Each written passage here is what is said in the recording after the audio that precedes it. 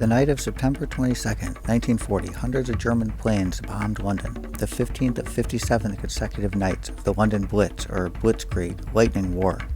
Also that day, the New York Times announced Nikola Tesla had developed a death beam for planes. In the article, Mr. Tesla described the death ray as a newly discovered teleforce that integrated 4 new inventions. No further information regarding the death beam teleforce had been made public by the time of Nikola Tesla's death in New York City at age 86 on January 7, 1943.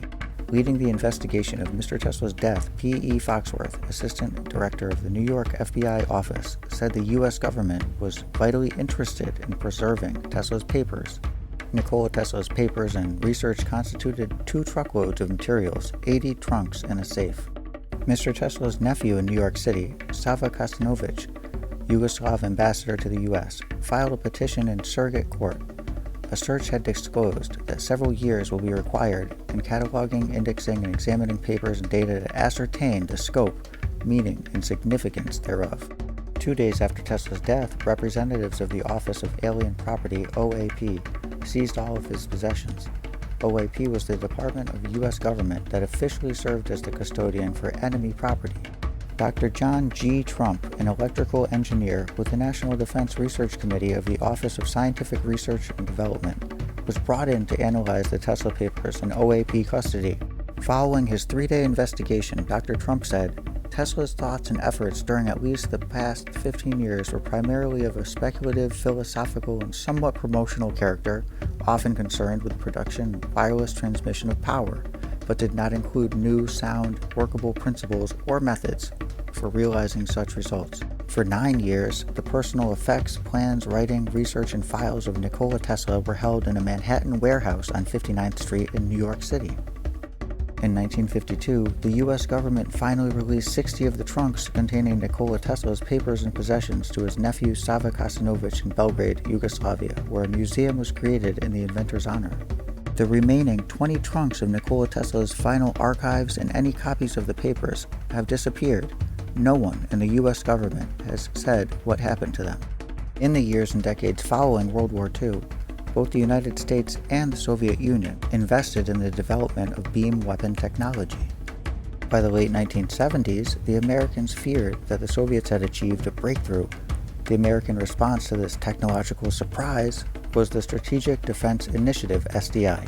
The SDI, nicknamed the Star Wars program, urged teams of U.S. government scientists to turn their great talents now to the cause of mankind and world peace, to give us the means of rendering these nuclear weapons impotent and obsolete. President Ronald Reagan announced the program in 1983, the same year that Dr. John G. Trump received the National Medal of Science. But when the Pentagon assembled the teams of scientists to actually develop the Star Wars program's death rays, Dr. John G. Trump refused to help. In a 1988 article in Science for the People, MIT colleague James Melcher said, John, over a period of 3 decades, would be approached by people of all sorts because he could make megavolt beams of ions and electrons, death rays. What did he do with this knowledge? Cancer research, sterilizing sludge, all sorts of wondrous things. He didn't touch the weapon stuff. The U.S. government spent billions on the Strategic Defense Initiative.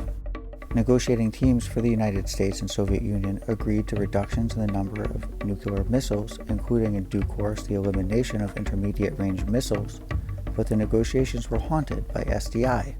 In 1986, Reagan famously walked out on a one-on-one negotiating session when Mr. Gorbachev attempted to make what turned out to be one last demand that the United States abandon SDI.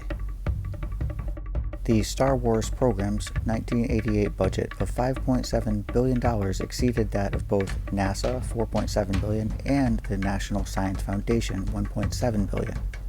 In January 1989, George H.W. Bush succeeded Reagan as president. By then, the price of oil, Moscow's principal export, had plummeted to around $10 a barrel, and the Soviet Union was essentially bankrupt. Mr. Gorbachev canvassed the world for a life-preserving loan of $15 billion annually.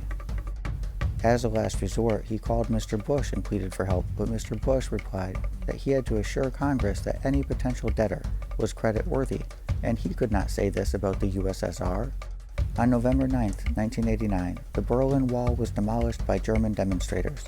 Mr. Gorbachev's support to lead the Soviet Union dwindled. On August 24, 1991, after a failed coup attempt, Mr. Gorbachev resigned as General Secretary of its Communist Party. On December 25, 1991, Mr. Gorbachev resigned as President of the USSR.